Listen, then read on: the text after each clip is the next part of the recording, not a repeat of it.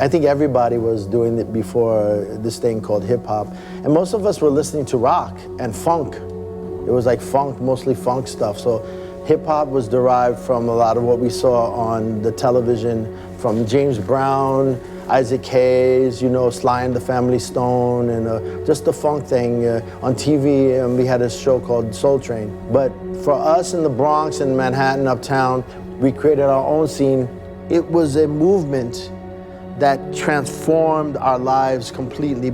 And this is the spirit that you guys captured here. And that's kind of like the energy that, but true hip hop.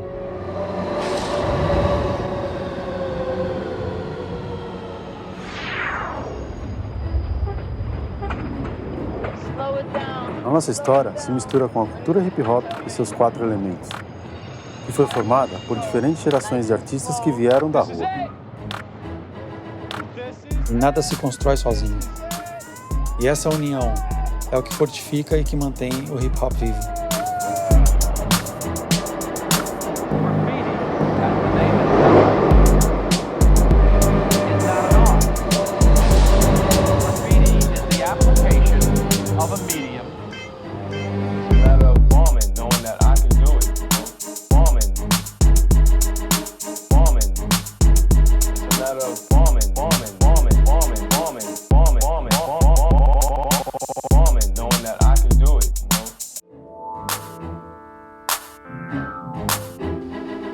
The future of the graffiti experience is uncertain.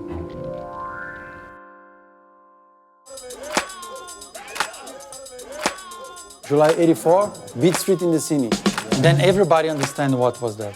When they show the movie in the scene and say, okay, now we get, now we understand what is Now hip-hop this culture. is hip-hop. Graffiti, b-boy, From DJ, there, bigger. you know? From that point. 10 years later, like, Yeah, so. that was already... Imagine that they show Beat Street here in Brazil, all over the cities. Like Recife have influence about Beat Street. Brasilia, Beat Street. Yeah. The whole Brazil is the only thing we have.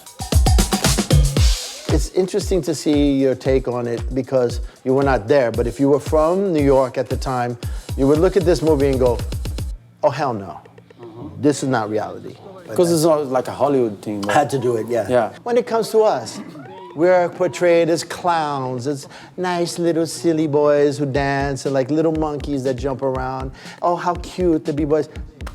No, we come from the street, Vietnam, Cambodia, Laos. We come from just as bad as any favela here. Some places, they don't tell you this. Okay, so here's the story, Morning Glory. Way back in the days, back in 76, there were the fuck boys and the mix. But I understand, if it was an influence on you, then it did its job. Yeah, we take the good part Did of that. the good parts. Yeah, this is really good because the reality we have here is very hard. The fantasy in a movie is something that takes me away from here, so I want to do that.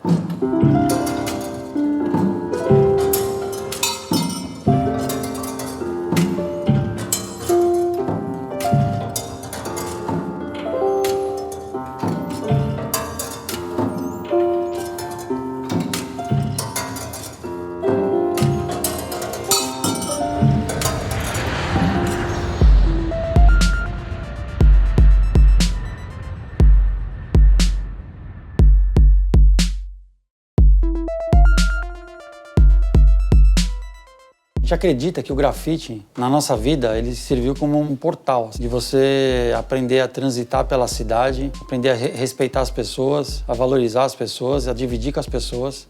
Você acha que você descobriu São Paulo através do grafite? Eu acho que eu descobri minha vida através do grafite. O que seria da gente que faz grafite sem a cidade? O que seria da cidade sem o grafite? A extensão da nossa alma é a rua, né? Quando tiram a gente da rua, quando tiram a gente do universo do trem, o universo que envolve o grafite real, vai perguntar para um moleque desses que tem 80 mil seguidores no Instagram, que é o 12, ele não sabe que, tipo, ele só aperta o spray porque esse cara fez o filme que fez você pintar, que fez você pintar, que fez eu entender que vocês existiam para ele vir depois.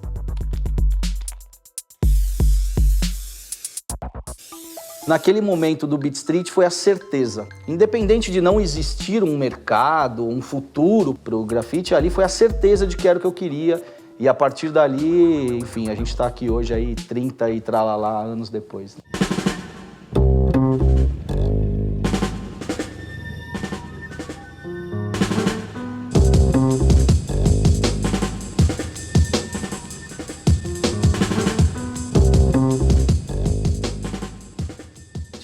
virou 100% hip hop, break, break, grafite, break, hip hop.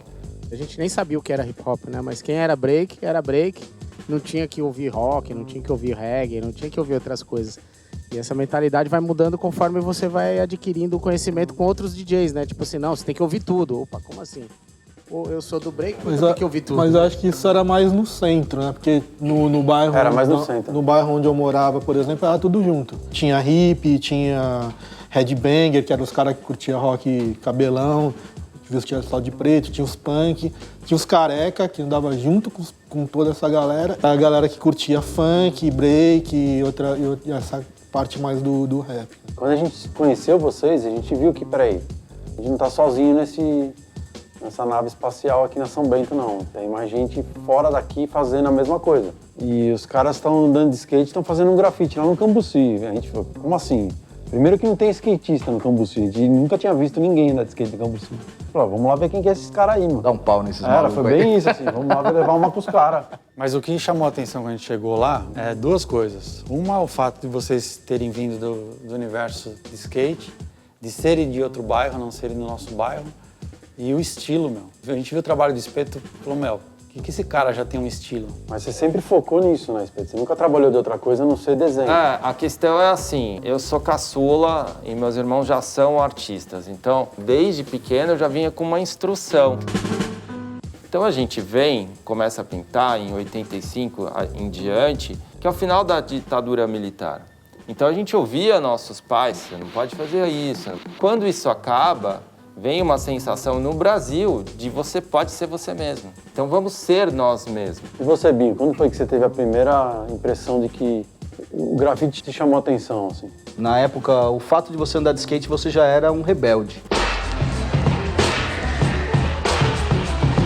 E aí, através do skate, eu comecei também a desenhar para as marcas, a conhecer um pouco do grafite que também apareciam em publicações de revistas gringas e coisas do tipo. Naquele momento, assim, o grafite, mesmo sem saber o que era, como era, estilo, história, já começou a me contagiar. E aí, nesse mesmo período, também conheci o Espeto. E aí, a gente começou a combinar de pintar, de desenhar, comprar livro junto. Aprendi muita coisa com o Espeto e a gente aprendeu muita coisa junto. E logo em seguida, apareceram duas pessoas iguais, com um livrinho, quando tava eu e o Espeto pintando ali na Lins de Vasconcelos, né? Puta merda, tem mais alguém que pinta? Ao contrário de todos os outros, eu sou o único que não veio do break, né? Sim. Eu nunca dancei, porque eu não tenho capacidade motora pra coisa. Não, mas ele tentou. Eu tinha, sei lá, 11 anos, aí a gente ficava jogando bola na rua todo dia, aí vocês chegavam com os Decoflex pra dançar. Aí eu era muito pequeno, eu só podia ir na porta. O máximo que eu podia fazer era atravessar a rua pra casa do Viché, tocar a campanha quando ele... Mano, eu ficava sentado assim no portão, esperando ele passar de volta do trabalho pra, tipo, mostrar um desenho novo que eu tinha feito. Então suas primeiras referências foi o Viché. A primeira foi o Viché. A primeira coisa que eu vi de grafite foi o Viché. É, nessa época, Na verdade, a primeira coisa que eu vi de pequenininho, grafite foi uma letra que vocês fizeram junto com ele, do lado da porta da casa dele, escrito Alpes.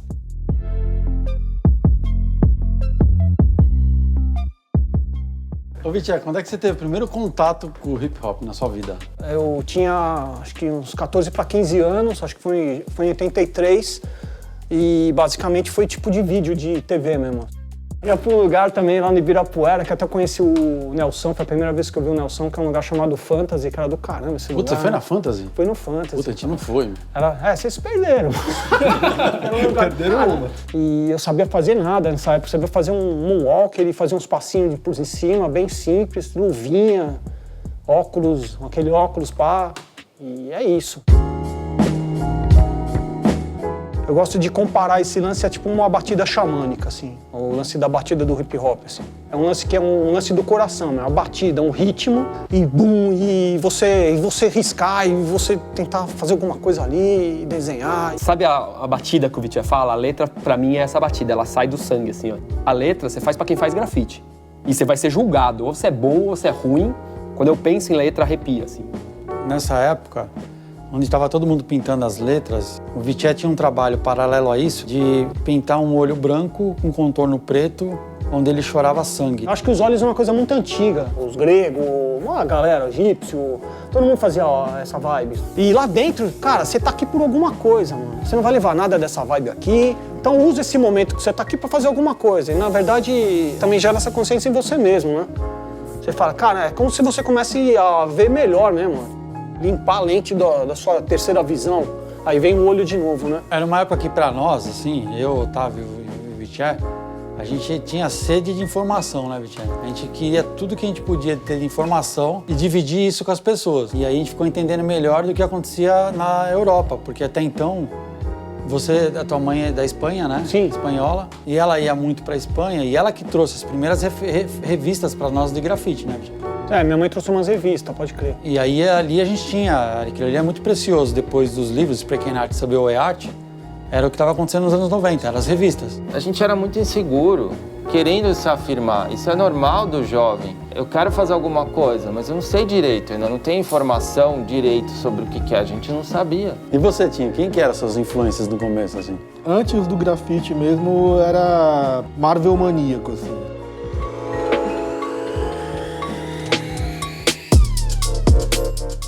Tanto que, assim, quando eu conheci o Binho, ele estava fazendo um projeto também lá no metrô, que ele tinha pintado um Justiceiro.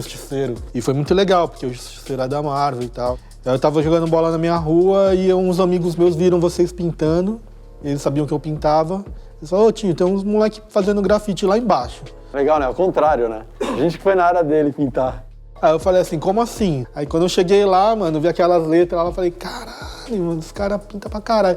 E aí, a partir daí, começou a nossa relação. Jornada, né? Mas eu lembro da gente estar pintando, acho que era uma pilastra aqui e o Espeto estava pintando na de frente, não era? Vamos lá ver o que o Espeto tá fazendo. Aí a gente chegou lá, o Espeto tava com lixa, latex, querosene, thinner, vai tacar brocha. Pra gente, grafite era spray, letra, e o cara tava nessa de lixando, jogando tinta. Capacidade de potencializar tudo, que volta pro estilo. E ser ingênuo, e ser sem noção, mas ter o potencial, ter essa capacidade de potencializar as coisas. Porque eu acho que a gente buscou uma coisa dentro da gente, que fez a gente descobrir um mundo interno. Aí a gente usou da arte para chegar cada vez mais perto dessa essência, saca? Cada um vai chegar da sua forma, um vai querer escrever, o outro... Mas eu acho que é tudo a nível de arte, saca?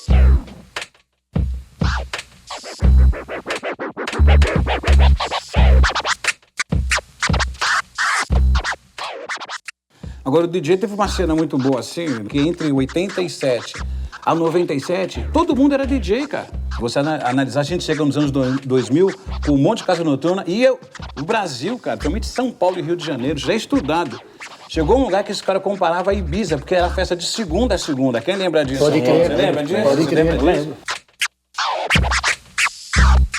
E é interessante a gente que viveu os anos 80, São Bento, tudo isso, acompanhar essa evolução desde aquela época até hoje, assim. Que tem muita mulher hoje em dia que toca, são poucas mulheres que focam em turntablismo, né?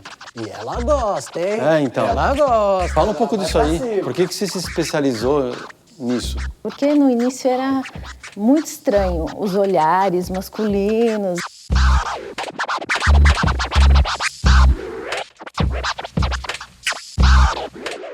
Eu comecei a tocar no Brasil inteiro, assim, foi super rápido porque não tinha muitas mulheres, né? Quando começou a ficar meio chato, assim, já tava tocando há um tempo, falei, por que será, né, que tá meio sem graça? Tá faltando alguma coisa. Aí eu comecei a fazer performance. Aí eu falei, eu quero ter uma experiência de campeonato. Aí eu entrei no Hip Hop DJ. O que é essa performance? Aquelas manobras, né, nos toca-discos.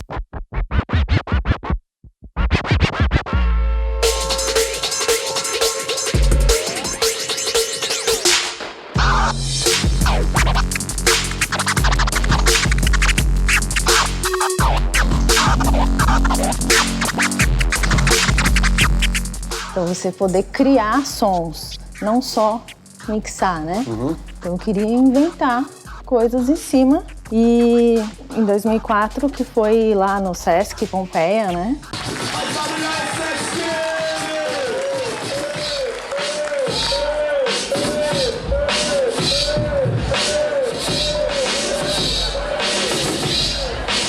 Então a chegada dela foi importante, porque quando ela chega no Sesc e faz as performances, o cara falou, pô, aí Não, já... peraí, E o Eric J vindo, que ele curtia baile, né? Só No começo. Come Quieto, né? Só no Come Quieto. Mas Só quando no ele Come chega, o que acontece? O jeito dele tímido ali, fazendo lance e tal. Mas como o Eric J, ali pelo lado dele underground, começou a fazer, entendendo a simbologia do hip hop como uma família, vamos assim dizer, que tem os seus problemas, mas também tem suas soluções, só que ele nunca renegou a história dele.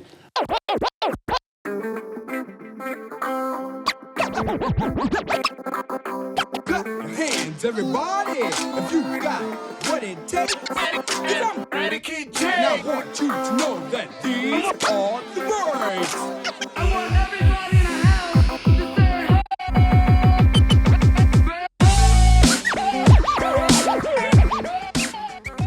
Eu comecei pelos nacionais, né? Eu vi no rádio, né? Eu vi na Metro FM, né? DJ1 fazendo... Assim, eu via bastante o Kleber, tá ligado? Então eu falava, pô, eu quero saber como o cara faz scratch, mano. Como que o disco vai e volta e tal, né, mano? E fica ritmado, como é que é essa magia aí, né? Mas depois que eu vi os caras criando e não limitando o DJ, assim, tipo, nós costumamos falar que turntablista, né, que fazem dos tocadiscos e instrumentos, turntablista é o nível 5 da categoria DJ. Então, putz, mano, olha, não é só isso, é muito mais. Foi aí que eu falei, mano... Mas aí depois eu comecei a correr atrás da história dos DJs brasileiros que tinham participado do DMC. Aí vi o Jack no DMC 96 tocando violão. 97, 97 é o pandeirinho. Das cordinhas. Eu falei, mano, que louco.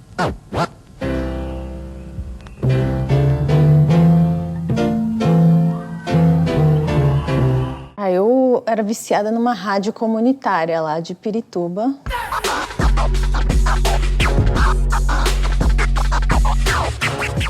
Então tinha lá os DJs que faziam os programas e aí eles falaram, você tá sempre aqui curtindo, por que você não tenta? Quando eu encostei no vinil eu falei, é isso que eu quero pra minha vida. Então não foi vendo, não foi assim, se inspirando, foi sentindo. A música pra mim é sentir.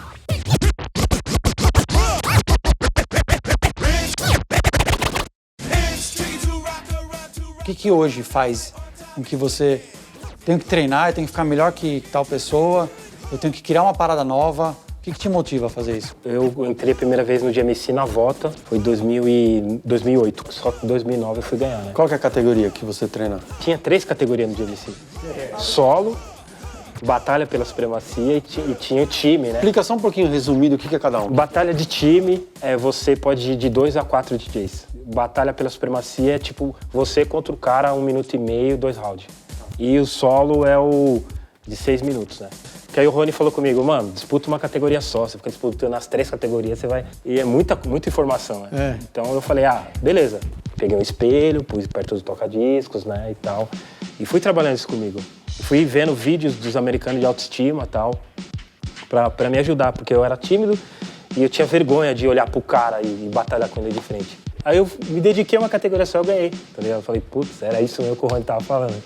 Foi em 2016 que vocês estavam lá, né? Eu acho que eu fui o primeiro coach de DJ. Pode crer.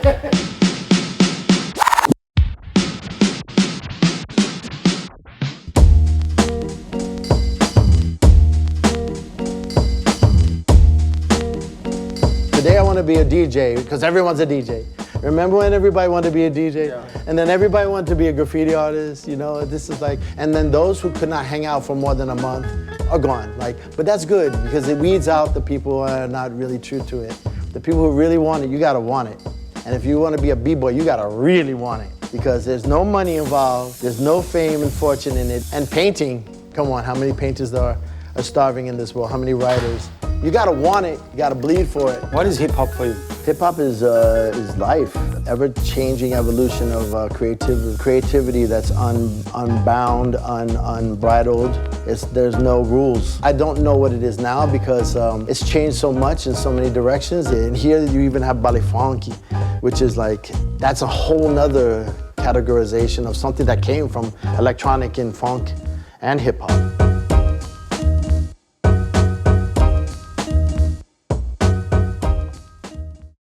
A Batalha de Santa Cruz foi uma escola muito grande pra mim. É um marco também, né, pra história do hip hop nacional. Foi. Eu costumo falar que o break mudou minha vida. Eu me sinto muito satisfeita quando eu vejo a magia do movimento acontecendo nas outras corporeidades. Faço bombe. O que é bombe? Eu saio bombardeando a cidade. Saio fazendo meu carimbo por aí, assim. Pra mim era como se fosse um desafio também. Tinha que correr, eu queria correr. Tinha que pular muro, eu queria pular muro. Que a gente é um mensageiro, né? Tudo que a gente faz é tipo, a gente leva a mensagem de uma forma ou de outra, né? A caminhada das mulheres no hip hop brasileiro, que é uma caminhada muito também de resistência, porque o rap, principalmente o rap, é muito machista. Em que lugar que não vai ser hostil, né, pra uma mulher, né? A rua é hostil de dia, de noite pior ainda, né? Graffiti, rapping and breaking is not an art. Graffiti is the application of a medium to a surface.